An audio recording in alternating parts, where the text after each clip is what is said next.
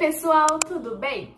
Hoje é o nosso primeiro vídeo da série Intensivão Enem. E para não perder o costume, eu trouxe outra reflexão para vocês.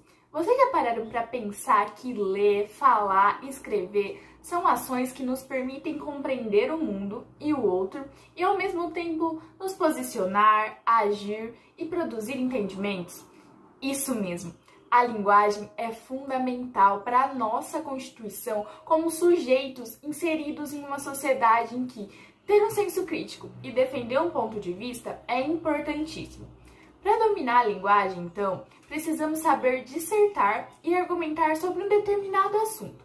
Mas afinal, vocês sabem o que é dissertar e o que é argumentar?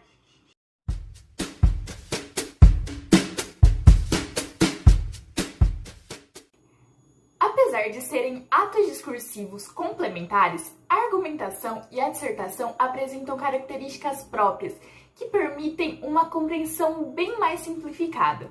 Vamos então explorar quais são essas particularidades e como funcionam essas atividades discursivas? Para isso, a gente vai analisar uma redação que recebeu nota 1000 no Enem sobre a temática A Persistência da Violência contra a Mulher na Sociedade Brasileira. O feminismo é um movimento que luta pela igualdade social, política e econômica dos gêneros. Odiernamente, muitas conquistas em prol da garantia dessas igualdades já foram alcançadas, a exemplo do direito ao voto para as mulheres adquirido no governo Vargas. Entretanto, essas conquistas não foram suficientes para eliminar o preconceito e a violência existentes na sociedade brasileira. De acordo com o site Mapa da Violência, nas últimas 3 décadas houve um aumento de mais de 200% nos índices de feminicídio no país. Esse dado evidencia a baixa eficiência dos mecanismos de auxílio à mulher, tais como a Secretaria de Políticas para as Mulheres e a Lei Maria da Penha. A existência desses mecanismos é de suma importância, mas suas ações não estão sendo satisfatórias para melhorar os índices alarmantes de agressão contra o, erroneamente chamado, sexo frágil. Mas apesar de ser o principal tipo, não é só a agressão física responsável pelas violências contra a mulher.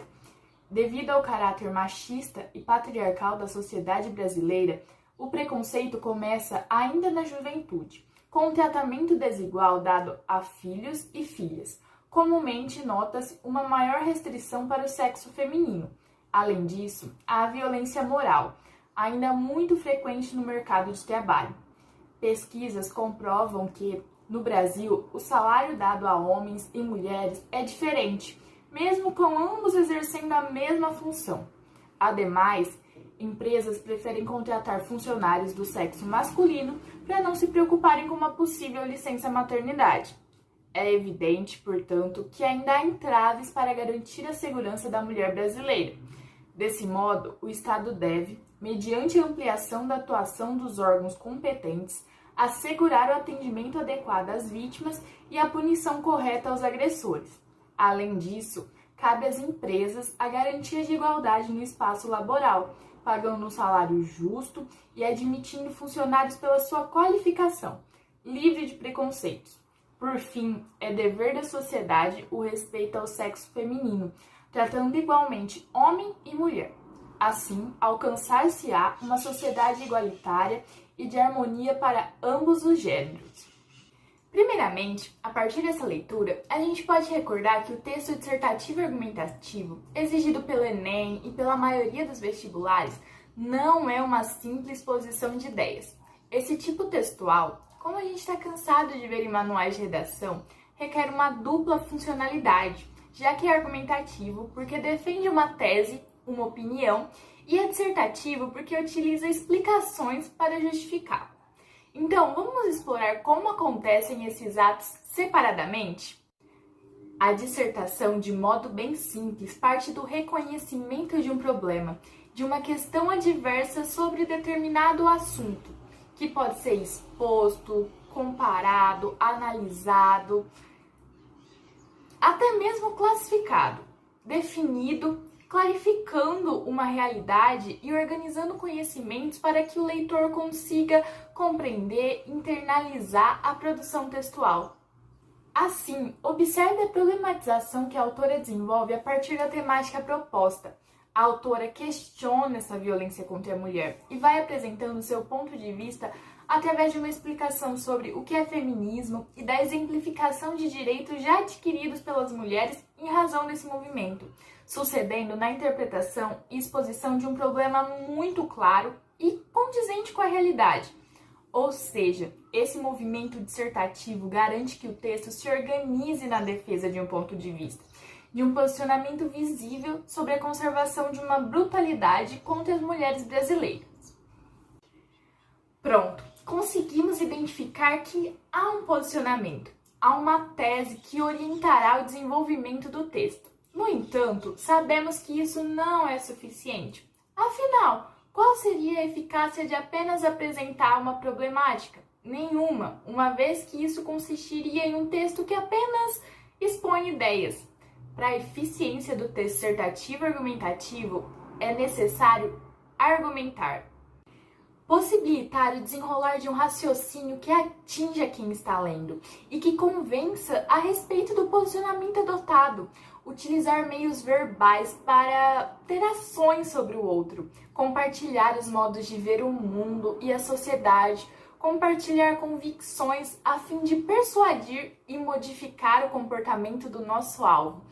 E tudo isso é argumentação. O texto, essa tese de que a aquisição de alguns direitos não significa o fim da violência contra a mulher, é defendida, comprovada pela exposição de 3 fatos principais: a ineficácia dos mecanismos de auxílio à mulher, a existência de tratamentos desiguais entre filhas e filhos e, por último, a ocorrência de violência moral no mercado de trabalho. Perceba, então, que há um movimento de selecionar fatos verídicos e realistas que produzem um raciocínio lógico capaz de persuadir o leitor, de modificar o modo de ver o mundo. Isto é, há um movimento expositivo que desenvolve a argumentação, que permite a defesa do ponto de vista determinado. De fato, como podemos perceber, existe uma linha muito tênue entre dissertar e argumentar, já que ao mesmo tempo em que expor ideias não é suficiente para persuadir e construir raciocínios lógicos e convincentes, é essencial a apresentação de exemplos, acontecimentos, experiências ou inclusive dados concretos. Nesse texto, esse movimento de construção de argumentos coerentes e consistentes pode ser revelado pelo uso de dados do mapa da violência, que comprovam um aumento gritante nos índices de feminicídio, e ainda pela menção de pesquisas que mostram a discrepância entre os salários masculinos e femininos. Então, podemos observar que essas atividades discursivas, de modo bem didático, se complementam, uma vez que não basta propor um questionamento, levantar um problema a respeito de um tema, é essencial, fundamental, convencer, persuadir o leitor de que essa problemática é real. É necessário, portanto, desenvolver, encontrar ou até mesmo procurar incessantemente um ponto de vista sobre o tema, enquanto demonstra suas convicções, os modos de ver o mundo que confirmam tal questionamento e que convençam o leitor sobre a sua veracidade ou importância. Assim, de modo bem simples, ao refletir acerca do que te incomoda sobre determinado tema, qual problema circunda esse tema, qual seu posicionamento a respeito desse tema, você encontrará sua tese, seu posicionamento. Definido isto, resta argumentar, agir sobre o outro por meio de argumentos convincentes, expor seu problema fazendo com que ele também o questione, reflita sobre ele. Resumindo, enquanto a argumentação consiste em uma atividade de influenciar o outro por meio de argumentos, a dissertação se fundamenta no questionamento, na problematização de uma temática, ou melhor, na produção de um conhecimento novo a partir de um assunto já abordado. Bom, se você quer ter acesso a esse conteúdo na íntegra, leia o texto do nosso blog. Até mais!